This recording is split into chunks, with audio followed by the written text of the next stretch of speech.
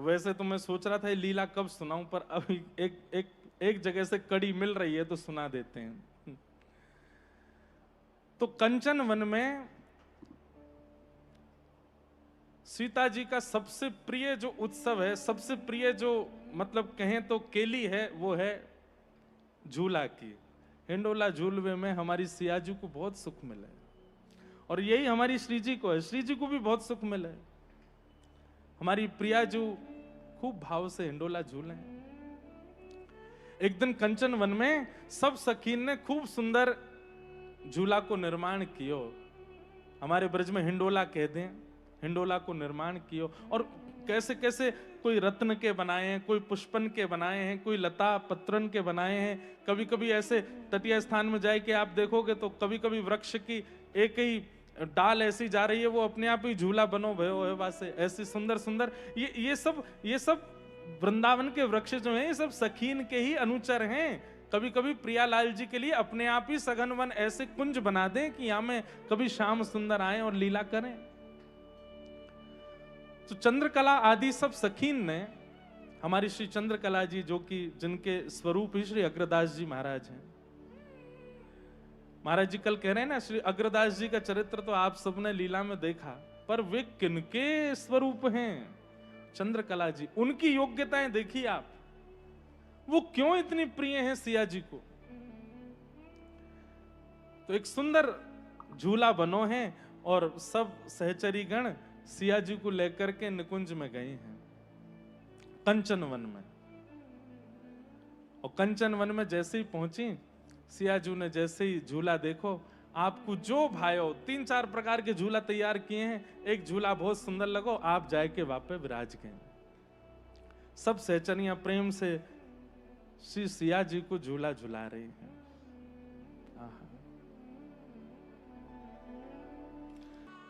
श्री सिया जी हिंडोला झूल रही हैं, सब सखियां बड़े प्रेम से, बड़े भाव से, बड़े आनंद के साथ सिया जी को झूला झुला रही हैं। बड़ी मंद मंद मुस्काए करके सिया जी बड़े आनंद से झूल रही हैं। लेकिन झूलते झूलते आपके मुखमंडल पर थोड़ा संकोच प्रकट हो गया। संकोच मतलब जैसे कोई व्यक्ति प्रसन्न मुद्रा में हंसते हंसते अचानक उसकी हंसी रुक जाए, तो हम समझ जाते हैं कि इसने कुछ सोचा है, इनके मन में कुछ भाव आया है। वहीं खड़ी भई श्री चंद्रकला जी ने ये भाव देख लिया और तुरंत जाकर के सियाजू के चरणों में प्रणाम करके गई, हे सियाजू, हे प्यारी जू, कहा भयो, आप इतने संकोच में क्यों हैं? आपको सुख नहीं मिल रहा हो तो आप आज्ञा करें हम दूसरा हिंडोला बनाए। तो सिया जी बोले, नहीं सुख तो बहुत है, पर बोले पर कहा, बोले अभी अभी मेरे नेत्र बंद भये और साकेत में जो हमारो नित्य विहार होवे वाको मुकु स्मरण भयो, और वह स्मरण में मुकु याद आई कि मैं एक तरफ बैठी हूं और दूसरी तरफ प्यारे राघव जी बैठे हैं और दोनों मिलकर के हिंडोला झूल रहे हैं। और वाह भाव को चिंतन करते मेरे मन में संकोच आ गया कि मैं अकेली बैठी हूं, बगल में श्री राघव जी होते तो सुख मिलता। और विचार कीजिए आप, हम अपना पक्ष लेकर के ही बोल रहे हैं इस लीला को भी कि आचार्य चरण कृपा करेंगे तो ठाकुर जी जहां कहीं भी हो सामने प्रकट होना पड़ेगा। सियाजू के मन में केवल भावना प्रकट भई है कि मैं अकेले झूल रही हूं, बगल में अगर राघव जी होते तो और सुख मिलता, और वह भाव से तनिक संकोच भयो है। चंद्रकला जी तुरंत हिंडोला रोक दियो और बोले, सियाजू आप आज्ञा करो, आप आज्ञा करो, राघव जी को यहां प्रस्तुत करें। सियाजी बोले, अरे नहीं, ये साकेत नहीं है, ये धराधाम पे लीला चल रही है, हम लोग सब मिथिला में हैं और वे अयोध्या में हैं, और अभी तो हमारो प्रथम, एक प्रकार से कह दें तो अतिशयुक्त नहीं, ये प्रथम मिलन की लीला है, ये प्रथम मिलन की कथा है। निकुंज में प्रथम मिलन, कुंज में प्रथम मिलन तो गुरुदेव के साथ जब गए तब हुआ है, पर निकुंज में तो पहले ही मिल गए राम जी। चंद्रकला जी बोली, आप आज्ञा करो, सियाजू राघव जी को प्रस्तुत करें आपके सन्मुख। सीता जी बोले, नहीं नहीं, आप क्यों इतने, अब हम कहाँ मिथिला में, वो हुए अयोध्या में, और अभी हम भी छोटी सी लाली हैं, वो भी छोटे से लाला बने घूम रहे हैं। अभी तो कौशल्या मैया की गोद और श्री दशरथ जी की गोद से उतरे नाए ज्यादा, अब अकेले उनको यहां ले आओगी बहुत संकोच में आ जाएंगे। चंद्रकला जी बोली बाकी चिंता मत करो, आप तो बस आज्ञा करो, राघव जी को प्रस्तुत करें यहां पे। तो सीता जी बस सोच रही हैं, मना तो कर रही हैं पर मन ही मन कह रही हैं आ जाएं तो आते, बड़ा सुख कहा है। चंद्रकला जी बोली आप आज्ञा करो, बोले तो फिर देख लो अगर बन सके योजना तो, लेकिन थोड़ी देर के लिए बुलवाए लो, ने हिंडोरो झूल लेंगे। इतने में ही चंद्रकला जी ने नेत्र बंद किए। अब ये लीला सुनकर के पढ़ के महाराज जी हमको लगे कि हमारी ब्रज की सखियां तो बड़ी भोरी हैं, पर श्री सियाजू की सखियां तो अति प्रवीण हैं। वो तो भैया ललिता विशाखा हमारे लाला को अपहरण ना कर सके ये तो चंद्रकला चारुशिला जी की योग्यता है कि राघव जी को अपहरण कर ला मैं और कैसे। चंद्रकला जी ने तुरंत अपने नेत्रबंद किए और नेत्रबंद करके कलाएं हैं ना, सिया जी ने अपनी कलाएं प्रदान की, इसीलिए राम जी ने अपने नाम को चंद्र प्रदान, इसीलिए तो उनका नाम चंद्रकला है। वो सिया जी कौन है? साक्षात महारानी है।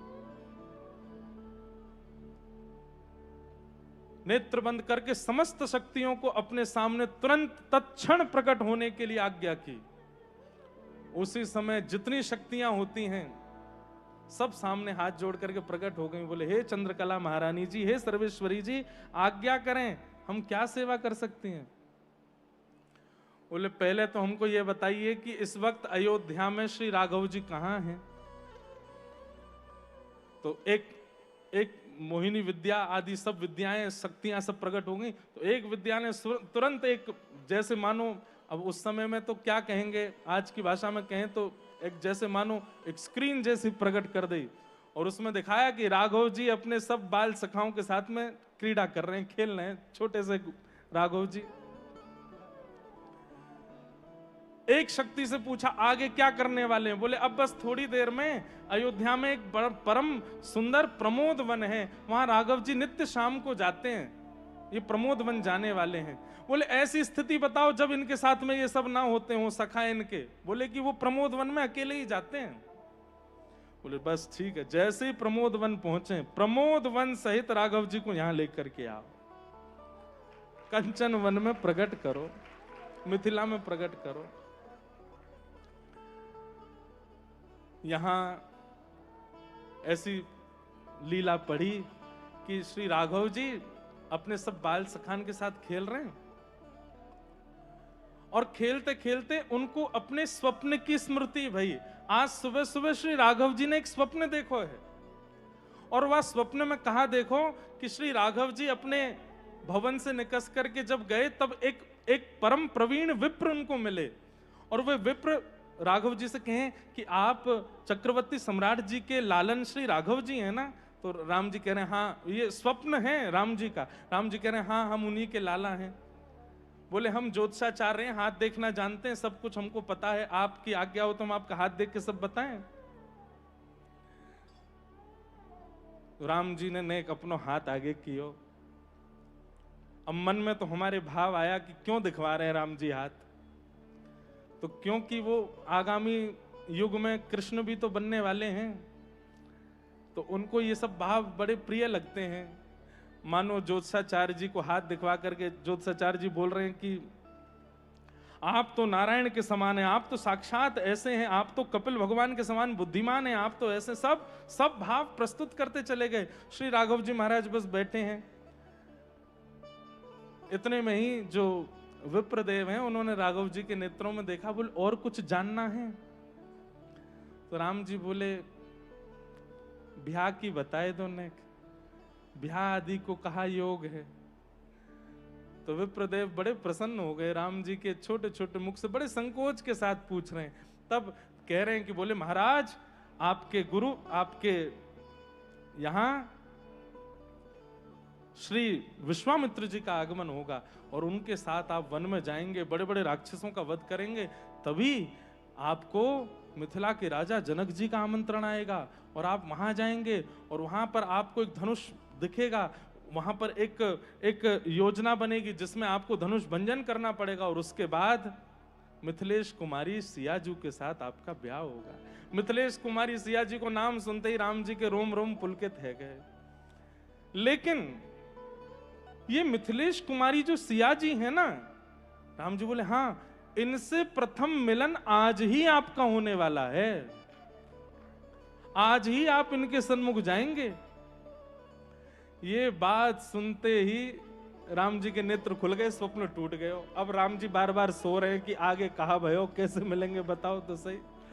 तो सुबह से आज राम जी कछु भी करें, अपने नित्य उपचार कर रहे हैं, संध्या वंदन कर रहे हैं, स्नान आदि करके बाल भोग कर रहे हैं, तो करते करते बीच में रुक जाए हमें, बोले स्वप्न पूरा नहीं भयो, ब्राह्मण देवता ने मिथिला में हमारी सियाजी से भेंट कराई नहीं।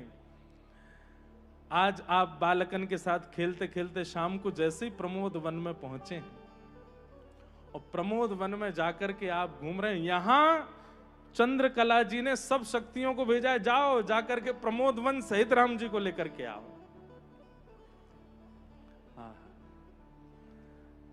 सब शक्तियां आई और महाराज प्रमोद वन सहित श्री राघव जी मिथिला पहुंच गए। राम जी तो बस एक वन के नीचे बैठे थे, चिंतन कर रहे थे, स्वप्न में आगे क्या हुआ इसका चिंतन करने का प्रयास कर रहे थे। इतने में ही नेत्र खुले, नेत्र खोल करके देखा तो आहा, श्री चंद्रकला जी सामने खड़ी हैं हाथ जोड़ करके। सुंदर नेत्र हैं, सुंदर कपोल हैं, सुंदर अलकावली हैं, सुंदर संपूर्ण श्री विग्रह है। देख करके एक बार तो राम जी को थोड़ी देर को लगा कि कहीं यही तो मिथिलेश नंदिनी, मिथिलेश कुमारी नहीं है। और हमने बताया अभी कि श्री चंद्रकला जी और श्री जानकी जी, अगर वे दोनों एक साथ सामने आ जाएं तो अगर कोई अपरिचित हो तो पहचान ही नहीं पाएगा कि इनमें सियाजी कौन है। राम जी भी थोड़ी देर के लिए स्तब्ध हुए, लेकिन थोड़ी देर बाद अंतर पता चल गया और राम जी पूछने लगे, आप कौन हैं? हमने अयोध्या में प्रमोद वन में पहले आपको तो कभी देखा नहीं। वैसे तो हम किसी को देखते नहीं, पर हमको अनुभव हो जाता है, वेश वर्ण और वस्त्र से पता चल जाता है कि अयोध्या के हैं कि नहीं। और आपके वेश वर्ण आदि से आप अयोध्या की लग नहीं रही हैं हमको। आप कौन हैं? तो चंद्रकला जी कमर पे हाथ धर के बोली, ये बात आपको पूछनी चाहिए कि हमको पूछनी चाहिए? आप कौन हो हमारे यहां पर? राम जी बोले, अरे आप हमसे पूछ रही हो हम कौन है? अरे चक्रवर्ती सम्राट श्री दशरथ जी महाराज के बड़े पुत्र राम हैं हम, और ये हमारा नगर है, और ये प्रमोदवन हमारा है। सब बगीचे के बाहर सबको पता है कि जब हम भीतर भ्रमण के लिए आते हैं तब कोई नहीं आता, आप कैसे आ गई भीतर?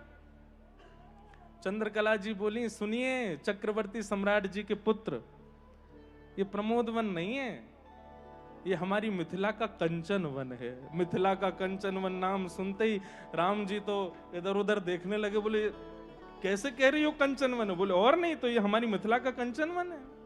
आप यहां कैसे घूम रहे हैं? और अभी आपने कहा कि आप चक्रवर्ती सम्राट के पुत्र हैं, तो आपके साथ में सैनिक आने चाहिए थे, पूर्व पत्र आना चाहिए था कि कोई सम्राट के पुत्र हमारे नगर में आ रहे हैं। बिन बताए, बिन किसी जानकारी के आप हमारे नगर में आ कैसे गए? चंद्रकला जी थोड़ी खेल रही है राम जी के साथ। तो जहां लीला वर्णित थी वहां पे भाव आया कि राम जी बोले, नहीं नहीं ये प्रमोद वन है, देखो ये हमारा सरोवर है, ये देखो ये वृक्ष हमने लगाया, आदि आदि सब। बोले नहीं, बाहर निकल के देखो। जैसे ही बाहर निकल के देखा तो वो तो मिथिला नगरी, जहां भवन थे वहां भवन नहीं है, जैसे लोग चलते फिरते उठते बैठते वैसे लोग नहीं है, सब कुछ परिवर्तित हो गया। और श्री राम जी थोड़े से संकोच में आ गए और नेत्र हल्के हल्के सजल हो गए, और सजल नेत्रों से हाथ जोड़ करके श्री चंद्रकला जी से कह रहे हैं, अरे देवी आपके पांव पूजे, ये बताइए हमारी अयोध्या नगरी कहाँ है, हमारी कौशल्या मैया कहाँ है, हमारे दशरथ जी कहाँ हैं? तब जब संकोच में आ गए, राम जी छोटे लाला ही हैं, जब नेत्रों में अश्रुबिंदु देखे तभी चंद्रकला जी बोली, अब तो बहुत हो गया भाई, इससे ज्यादा ये सहन नहीं कर पाएंगे। वैसे हम अगर होते तो हम चंद्रकला जी से कहते, एक बार हमारे कन्हैया से और मिल जाओ। अगर ऐसी लीला चंद्रकला जी हमारे लाला के संग करती तो महाराज फिर लाला भी चंद्रकला जी को आनंद करा देते। तो राम जी हैं, सीधे सामने बो रहे हैं बेचारे, हाथ जोड़ के कह रहे हैं, हमारी कौशल्या मैया कहाँ है, हमारे दशरथ पिताजी कहाँ हैं? हमारी हमारी हमारी अयोध्या नगरी कहाँ है? जैसे ही थोड़े अश्रुबिंद देखे, चंद्रकला जी समझ गई, अरे अरे ये तो बड़े भावुक हो जाएंगे और सिया जी बड़ी नाराज हो जाएंगी, जब नेक भी संकोच है क्यों। तुरंत चरण में प्रणाम क्यों, हे राघवेंद्र सरकार, अब आप कुंज से निकुंज में आ गए हैं, चलो आपकी कोई प्रतीक्षा कर रही हैं, आपको दर्शन कराऊं। और श्री राघव जी चंद्रकला जी के हाथ पकड़ करके जा रहे हैं, और तभी प्रमोद वन से आप उनको कंचन वन में लेकर के गए, और जैसे ही कंचन वन में प्रवेश किया, सुंदर हिंडोले पर सब सखियां चारों ओर खड़ी हैं, और बिल्कुल नीचे नजर मानो प्रतीक्षात्मक भाव से हमारी प्राण प्रिया श्री सियाजू बैठी हैं। और जैसे ही सिया जी के मुखमंडल का दर्शन किया है, राम जी ने तुरंत अपने आंसू पोंछ लिए, कहीं इनको नहीं दिख जाए कि माता जी पिताजी की याद आ रही है। सब सहचरी ने स्वागत किया। आहा, चंद्रकला जी ने जाके कही, हे प्राण वल्लभे, देखिए साक्षात राघव जी पधारे हैं। सियाजू ने जैसे ही देखो है, यहां से सियाजू देख रही हूं, वहां से श्री राघव जी देख रहे हैं, और ये यहाँ हमारे अयोध्या के रसिकाचार्यों के द्वारा श्री राम जी को सिया जी से प्रथम मिलन भयो, पहली बार देख रहे हैं। और देख कर की स्थिति ऐसी है कि राघव जी के भी नेत्र सजल हो रहे हैं सिया जी को देख करके, और सियाजू के भी नेत्र सजल हो रहे हैं राघव जी को देख के, और ये दोनों एक दूसरे को सजल नेत्रन से देख रहे हैं। इन दोनों को देख के सब सहचरियां, सबके नेत्र सजल हो रहे हैं। छोटे से राघव जी हैं, छोटी सी सिया जी हैं, चंद्रकला जी लेकर के गई हैं। और अभी तक तो कहां गा रहे हैं, हिंडोले झूलत सिय महारानी, अकेली झूल रही हैं, लेकिन अब क्या गा रहे हैं, आहा,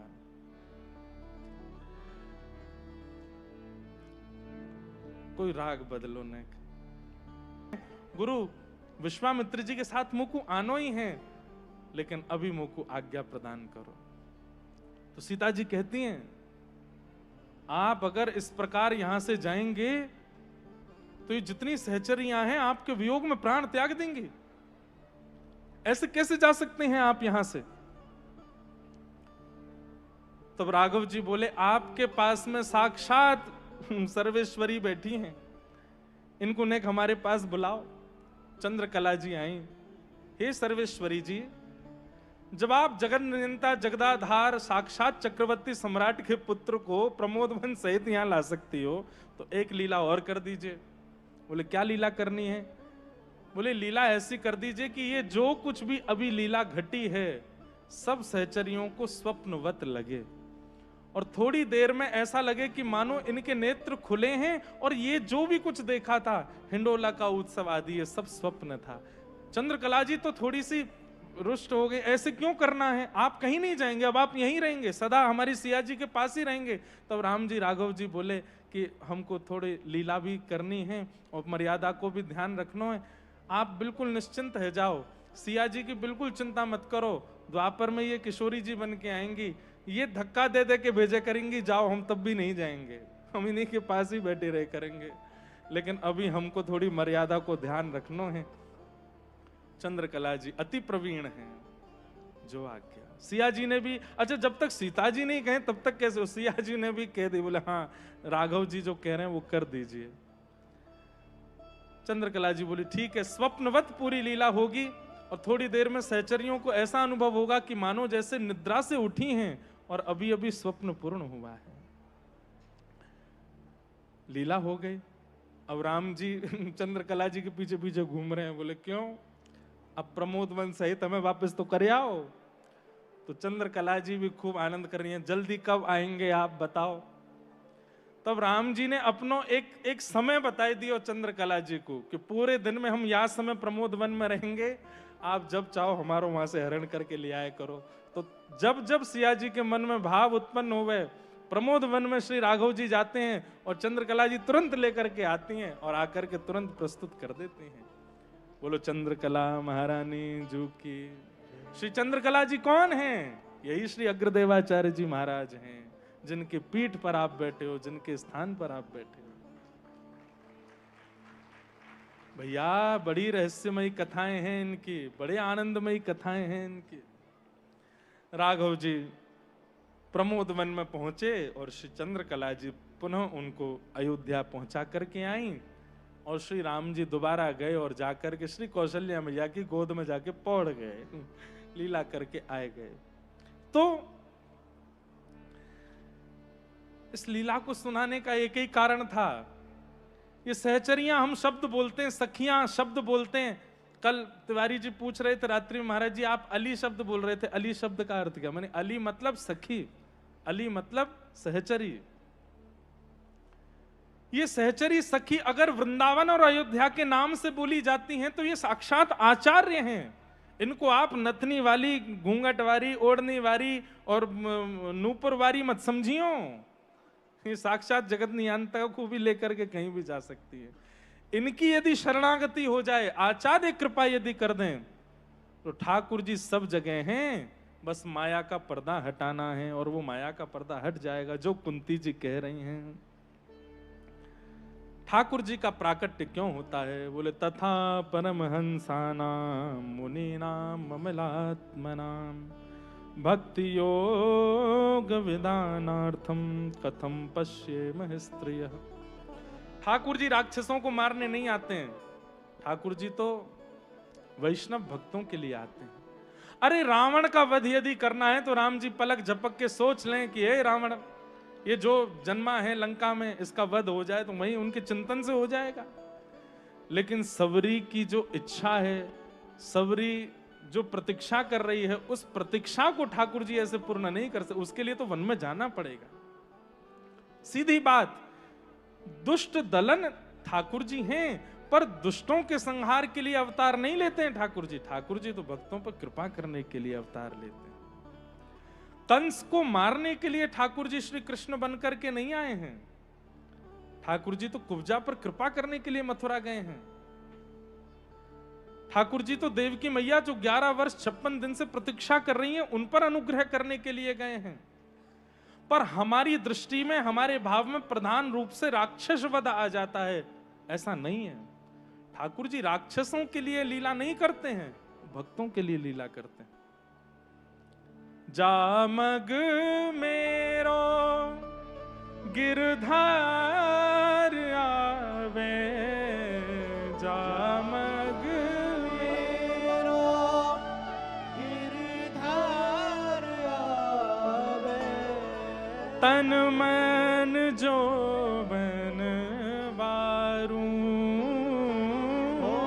तन मन जो बन बारू, मेरे पलकन सोमग झारू, मेरे पलकन सोमग झारू। प्रभु श्री राम वन में सबरी के लिए गए हैं, जो नित्य प्रतीक्षा कर रही है कि राम जी आएंगे। ये पूरी लीला भक्तों के लिए करते हैं ठाकुर जी। तथा परमहंसानाम मुनिनाम ममलात्मनाम भक्ति योग विदानार्थम कथम पश्येमः स्त्रियः। कुंती भगवान की स्तुति गा रही हैं, और स्तुति गाते गाते कुंती जी अपनी स्तुति में ठाकुर जी से कहती हैं कि विपदः सन्तु न शश्वत तत्र तत्र जगद गुरो भवतो दर्शनम यत् स्यात् पुनः भव दर्शनम। इससे पहले एक बात और कह दें। कुंती जी की स्तुति की बहुत सुंदर है। कुंती जी कहती हैं, यथा ऋषिकेश खलेन देवकी कंसेन रुद्धार्थ चिरम सुचार्पितम विमोचिताहम चसहात्म जा विभो त्वयैव नाथेन मुहुर विपदगणात्।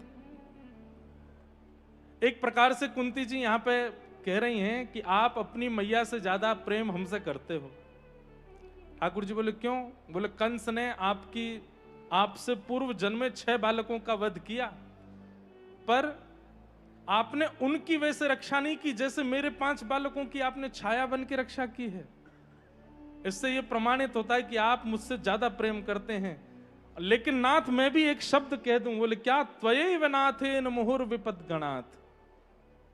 त्वयैव नाथेन, ये एक ऐसा शब्द कुंती जी ने प्रस्तुत किया है जिस शब्द से कुंती अति महान हो गई। क्या कि केवल आप मेरे हैं और कोई मेरा नहीं।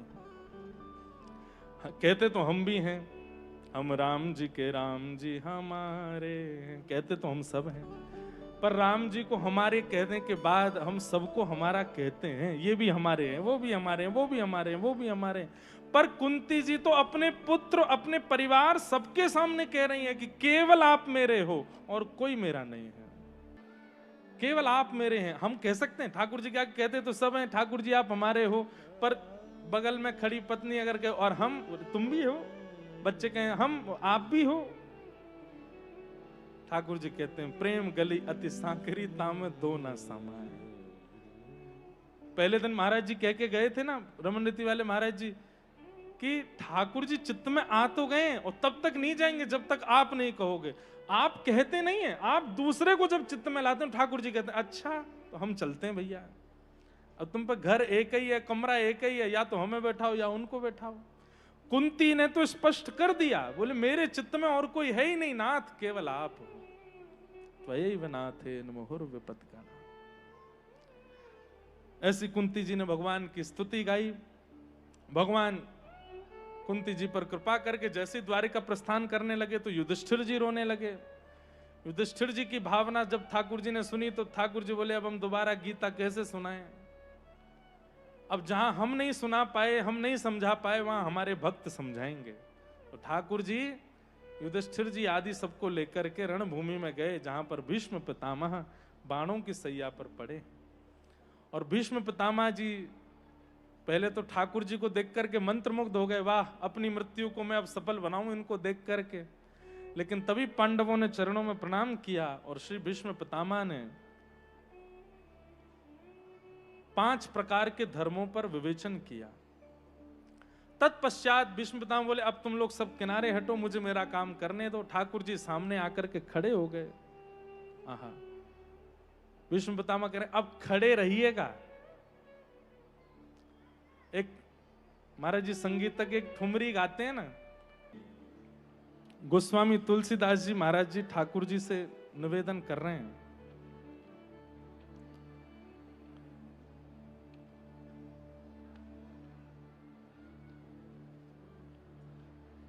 अब हम तो उसको पहले से करके नहीं लाए, नहीं तो अभी गा देते। उसमें भाव ऐसा महाराज जी कि हे राघव जी, आप हमको प्रथम पंक्ति भी स्मरण में नहीं आ रही कि आपने हम पे बहुत कृपा की, पर एक कृपा और कर दीजिए। हाँ हरि तुम बहुत अनुग्रह कीनो। बहुत सुंदर पंक्ति, कल ढूंढ के लाएंगे, सुनाएंगे आपको। वहां पर गोस्वामी जी बहुत सुंदर भाव प्रस्तुत करते हैं कि नाथ आपने बहुत अनुग्रह किया है हमारे ऊपर, लेकिन एक अनुग्रह और कर दीजिए। ऐसे ही आप सब भी ठाकुर जी से नित्य प्रार्थना करो, नाथ आपने बड़ी कृपा करी, बस एक कृपा और कीजिए। क्या? आप भगवान हैं, भूतानाम अगति गति, आपको पता है कि हमारी गति कहां है, हमारा अंतिम समय कब है। बस कृपा कर दीजिए नाथ, उस अंतिम काल में आप आ जाइएगा, एक क्षण के लिए हमारे सामने आ जाइएगा। भीष्म पितामह भगवान की स्तुति गा रहे हैं। हम स्तुति गा के और फिर उसके बाद केवल ठाकुर जी का, आज चतुर्थ दिवस है कथा का, तो केवल एक बधाई गा देंगे। बाकी पूरी लीला ठाकुर जी के प्राकट्य का उत्सव कल कथा में मनाएंगे। कल जन्मोत्सव ठाकुर जी का करेंगे।